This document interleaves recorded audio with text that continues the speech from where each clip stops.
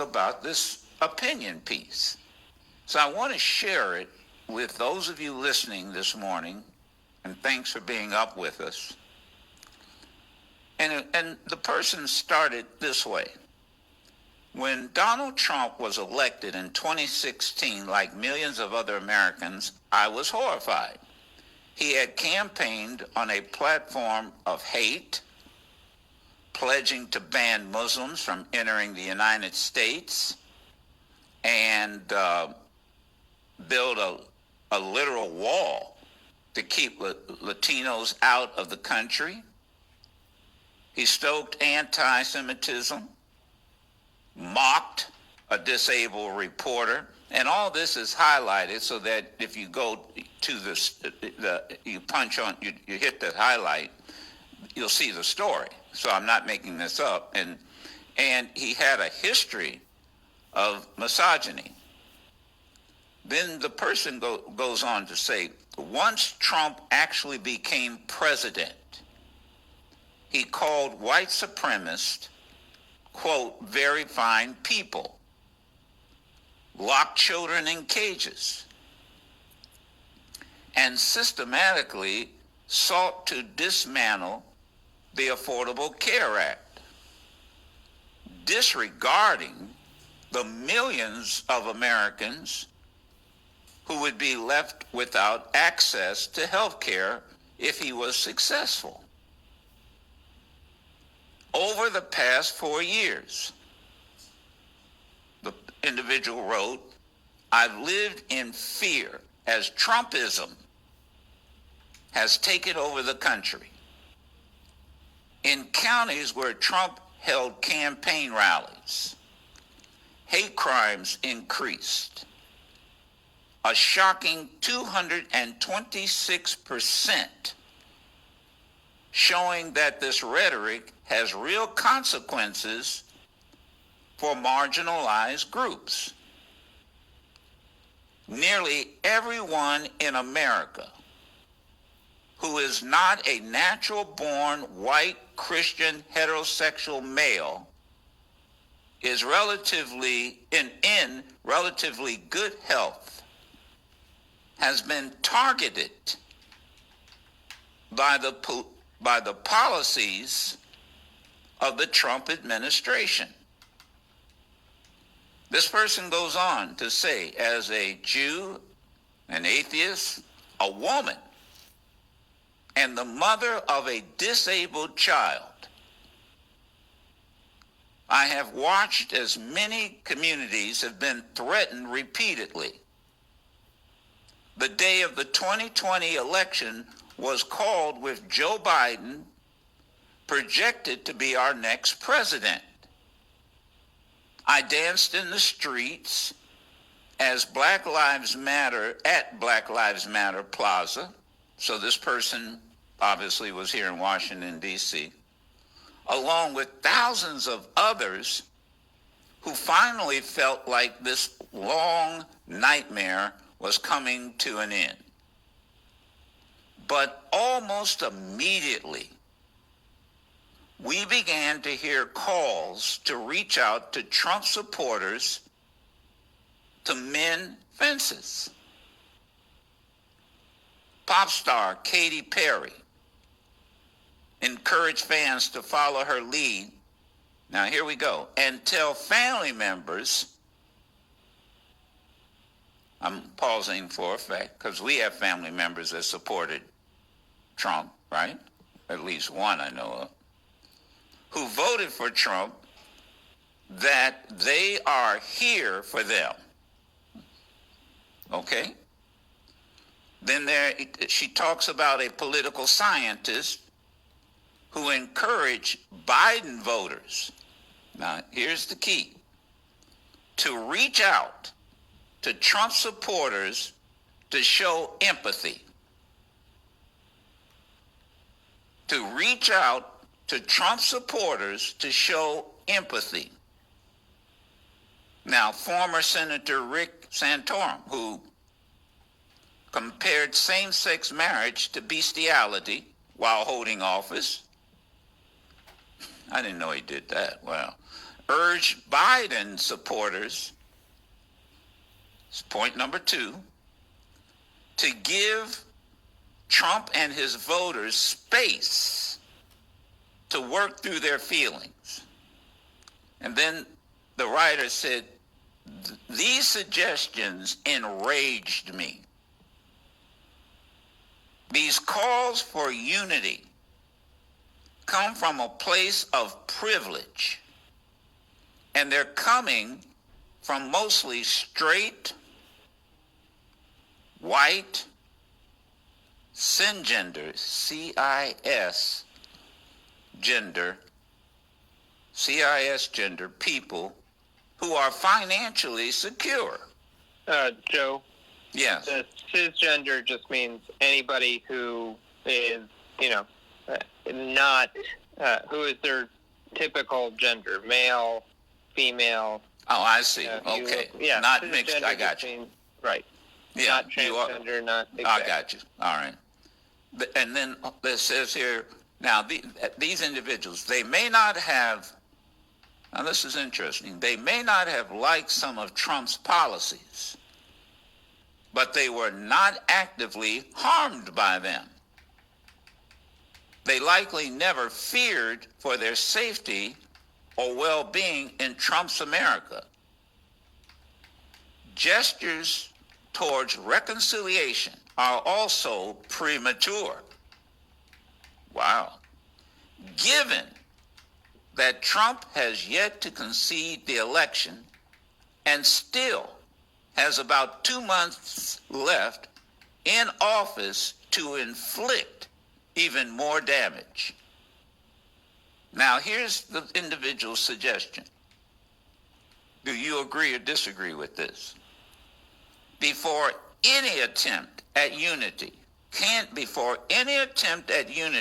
be made, there needs to be a reckoning and an acknowledgement that so many of Trump's actions have been unconscionable and do not align with societal ideals that claim to value all life.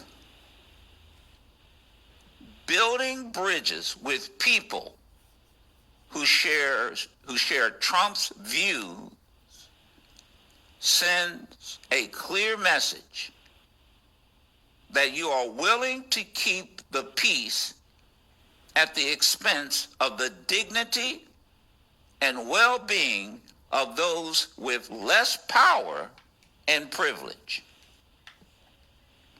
My friends, now this is what you have to ask yourself, right?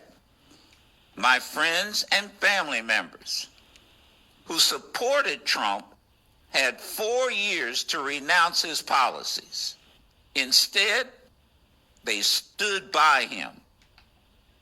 They knew that Trump's policies had a real impact on my life, and they showed me time and time again that they did not care.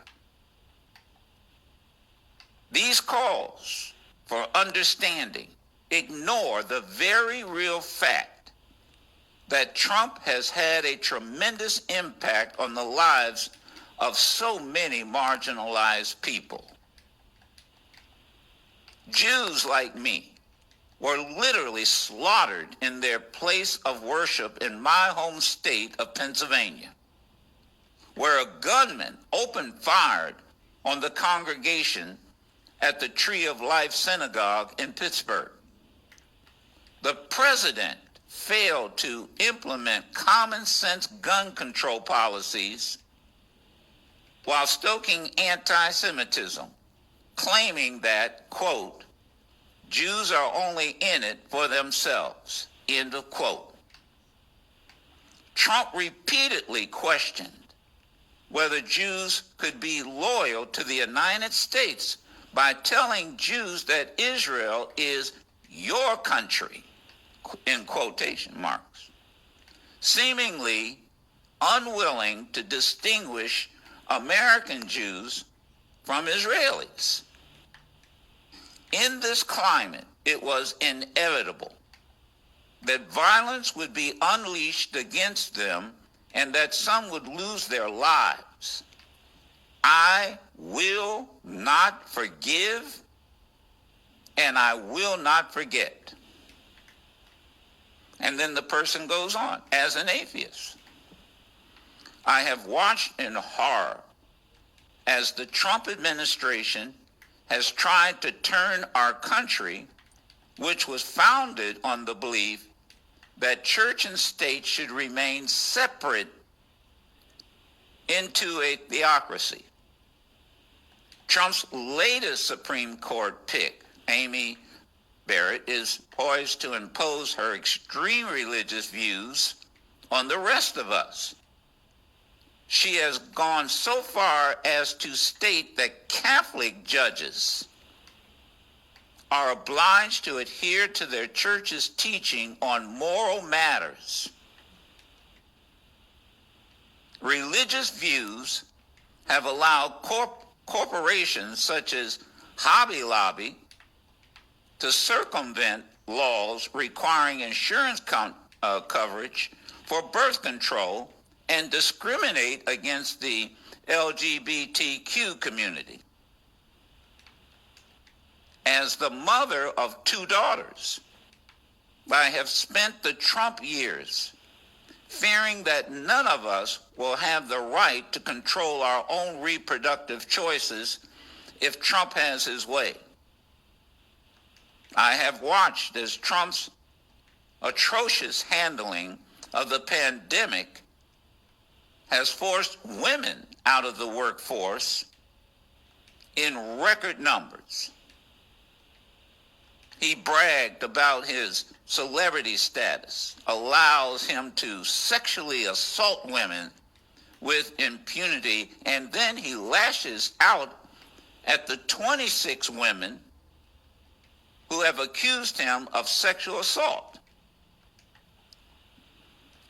The fact that such a person could rise to the most powerful office in the world has created a dangerous environment for all women.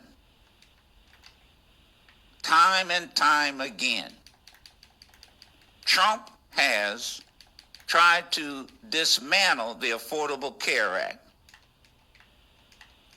And I know I'm over time, but bear with me. Each time his administration has put my disabled daughter's future at risk, because she has a disabled daughter, along with the futures of millions of other Americans with pre-existing conditions. My daughter's well-being depends on the ACA, and trying to save it has consumed much of my life for the past 4 years. And she goes on and on about, how she says, even though he has said at least 40 times, and she counts these. I'll get ready to go to a break in a minute. Even though Trump has said at least 40 times that the coronavirus would disappear, it is instead tearing through the country with a vengeance, claiming the lives of 2 of my family members and making several of my friends and family very ill. Some of them have not fully recovered. And he talks about children, schools. My heart has broken many times over, as I've witnessed other atrocities wrought by Trump, separating children and putting children into camps, separating them from parents.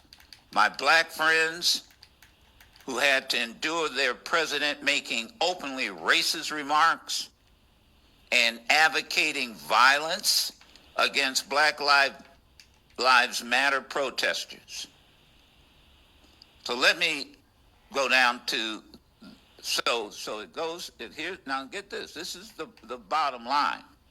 And then I'll open up the lines.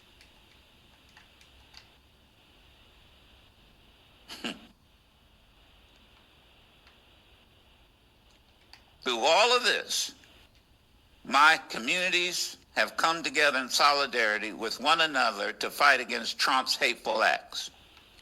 We are allies to one another, even when not directly under attack. Those who support Trump and those who still do lack the compassion and the basic decency to recognize that every life has value.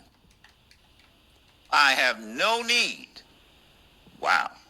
repeat, I have no need for them in my life and no desire to now pretend that I can accept their views, that any of this was ever okay. Those, and this is the bottom line, those who support Trump and those who remain neutral in the face of such cruelty enabled him. I will not forget, and I certainly will not forgive.